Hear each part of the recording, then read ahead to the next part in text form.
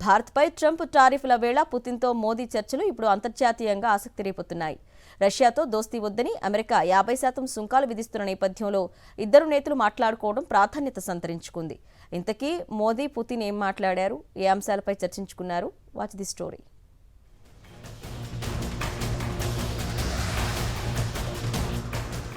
ప్రధాని మోదీ రష్యా అధ్యక్షుడు పుతిన్తో ఫోన్లో మాట్లాడారు.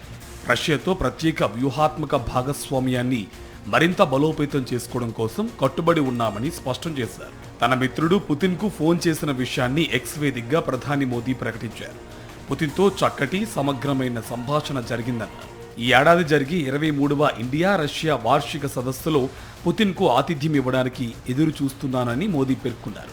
యుక్రెయిన్ విషయంలో తాజా పరిణామాలను తనతో పంచుకున్నందుకు పుతిన్కు కృతజ్ఞతలు తెలియజేశారు.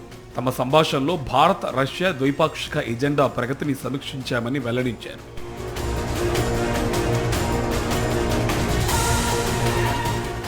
రష్యా చమురు దిగుమతి విషయంలో భారత్పై అమెరికా తీవ్ర ఆగ్రహంగా ఉంది.